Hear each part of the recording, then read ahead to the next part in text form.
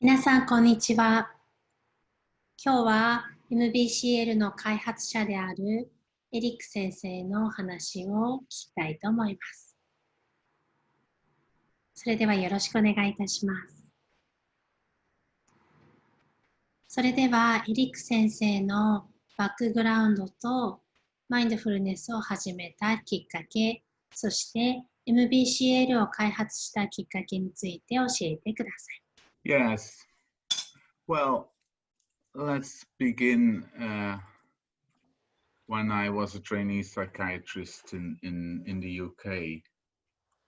I was trained there because in Holland at that time, it was quite difficult to get a training post. And I always had a sense of adventure and with my wife, we decided to go to the UK and then learn about psychiatry and healthcare and another kind of culture. And we stayed around there for much longer than we thought, around 7 or 8 years. During this training, I already was interested in meditation and spirituality, but I always kept it to myself. It was sort of important for my personal sanity, you could say. And during the training, there was very little talk about that. That was back in the 90s, and you never heard the word mindfulness then. I got back to Holland in 95, and there I for the first time became more interested in more structured meditation in the way that it is being taught in Vipassana and Zen. I never sort of joined a tradition, but I became more interested in learning about meditation from the wisdom of various traditions. And well, still it was very little part of my work. I was still a bit hesitant to share about this because many colleagues sort of thought, well, meditation, what's that all about? It was actually met with a kind of suspicion. And so for the first number of years in Holland, it didn't really enter my work or my vocabulary at work. It was only in the early 2000s that I found out about this work that had been done by two people in the UK, Mark Williams, John Teasdale, and a Canadian psychologist, Zindel Siegel, who'd done work on mindfulness-based cognitive therapy. And that actually gave me the green light to introduce this work in Holland, in the north of Holland. And yes, it was very inspiring to find a way of bringing meditation in a secular way in the healthcare, with also a scientific basis to it, a language to it that every colleague could understand. It was sort of, freed from all the traditional language, and was being given a solid base in psychology and medicine. Perhaps let me. During these years, I was really working in mainstream mental health care with basically with outpatients, and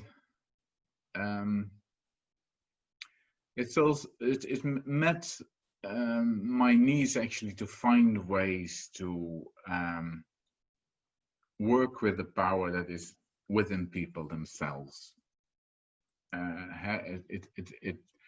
As therapists, we were very busy, all of us. There were waiting lists, and this idea of finding ways of group training, and group therapy, that was also the motivating drive of Siegel, Williams, and Teasdale. That really enabled us to offer something to people, to become their own therapists, to look inside and find out their ways of responding to suffering, which was wholesome and not wholesome. So it really helped us to find a way that we could teach people to become their own therapists. So the work was not really done in our clinic only with patients with recurrent depression, the group that Siegel, Williams, and Teasdale started with. But we found it was very beneficial for all kinds of problems, also people with anxiety, with personality problems, with all kinds of deeply ingrained habits that have become unhealthy. So we have soon tried out mixed groups with people with different kind of problems. And meanwhile, I got more and more training also from the teachers of MBSR. And I was sort of hungry for all kinds of approaches that could be applied in mental health care. So we mainly worked with mixed group of patients, all kinds of problems, in an 8-week program combining MBSR, MBCT. And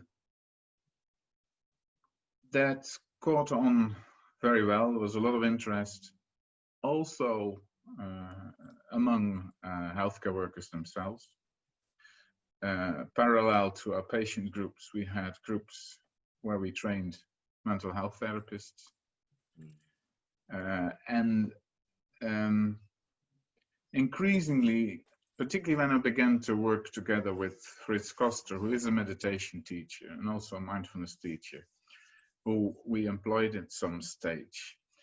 And we found often that 8-week training worked very well for many people, but also for quite a few people, it was not enough. They said, well, we need ongoing training, particularly on this business about being kind to yourself. I mean, it's all implicit in mindfulness-based trainings that it's not only about simply being aware of your experience, but also to meet it with kindness and compassion. Now, this was not so easy for many of the people who came to our groups. You can imagine it's partly a cultural problem at large in our society, that people tend to be critical of themselves, but particularly also in people who were attending our patient clinics. They had a lot of self-criticism. And really, when we sort of invited them to make a start with these kindness practices, a lot of them had adverse reactions. It was too much to take in, to be kind to yourself all of a sudden after a lifetime of being criticizing yourself. So there the idea started. We should also design a follow-up training more centered around compassion and make the practice of kindness and compassion more explicit. So from there on, Fritz and me, we began to collect all the information that was around. Fritz was an expert in Eastern psychology. He had been a Buddhist monk for 6 years, a long time ago in Thailand and Burma.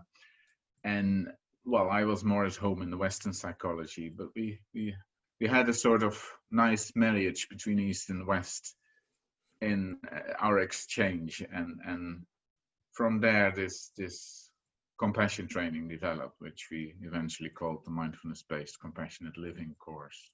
それでは、マインドフルネスとコンパッションは両輪であると言われることがあるかと思いますが、それについて教えていただいてもよろしいでしょうか。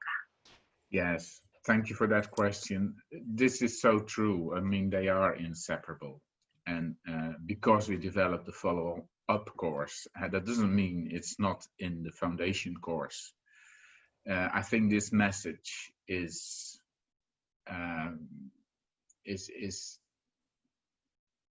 in all the MBSR and MBCT work as well.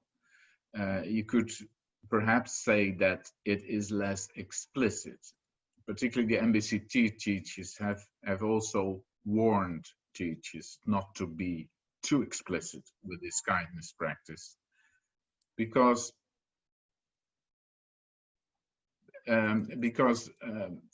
well, like I also already described, there may also be adverse reactions. You have to take it slowly, and the way it is conveyed in MBCT, teachers are asked to embody kindness rather than do very explicit practices, like with the metta practice, what's originally called the metta practice, the loving kindness practice, where you offer these kind wishes to yourself or others, particularly when people offer it to themselves. You see with people who have been highly self-critical that they can't take it in just like that. They have defensive reactions. Get away with this kindness stuff. I can't take it. They're more used to being criticized and have a rather harsh attitude that they can receive. That's familiar, and they're really entering unknown territory when they're going to let in kindness. So it's all there in MBSR and MBCT, in all the mindfulness-based programs, and it depends on partly on the people you work with. But if you work with people who tend to be highly self-critical, then it's good to have a basis in first observing, non-judgmental observing of your experience. Of course, with an open, kind awareness, it's already in being open to experience the way it is, whether it's pleasant or unpleasant. There's already kindness in there. But really to offer yourself more explicit kindness, like may you be well, may you be happy, may you be safe, then it becomes more explicit. And it's for people who can't take it in just like that, it should be offered drop by drop, slowly and steadily, until people get familiar also with the blockage they feel in receiving it and can work with that. So it's softening this harshness slowly. It's like melting ice. And we often use the metaphor, I mean, like when you have grown up in countries with a lot of snow in winter, they're becoming less and less these winters with a lot of snow here in Holland. But as children, we played making snowballs, and with our bare hands, we were caught in the game, and we went on till we didn't feel our fingers anymore. They were almost frozen. And then we began to worry and went inside and warmed our hands under a hot tap or the heater. And if you know that feeling, well, it hurts like hell. And that happens also when you, in an emotional way, offer kindness to frozen parts in yourself, which have not been receiving this warmth for a very long time. If you do it too sudden, too much, it hurts. And it's not a bad thing that this warmth comes in. I mean, like in the metaphor, your fingers would freeze if you didn't let the warmth in. They wouldn't survive. But if you do it slowly, and when you had a wise mother or father, they told you to first hold your hands under the cold tap, then slightly warmer again. Then the process can still hurt, but it's much less painful. And in the same way, your fingers are saved. So also when we have our emotional frozen parts, don't do it too much, too soon. but let it enter in a way it can be taken in slowly, like melting ice. So in addition, when we practice mindfulness, simply observing what's going on in our experience, we already practice kindness. They're inseparable. But when we practice kindness, by explicitly offering ourselves kindness, at the same time, when we have this basis in observing, we also observe what happened with these adverse reactions, and they're not a sign that the practice goes wrong. No, they're part of the practice. So it's also this non-judgmental observing while we have these adverse reactions and relating kindly to these reactions. So they're inseparable. That's very true. But that doesn't mean that people can do with deepening practices after they've done an 8-week mindfulness course. What's 8 weeks? In a lifetime. And yeah, you can also say what's 8 weeks more in a lifetime. But I mean, 16 weeks of practice in a group, you can do more work than in 8 weeks.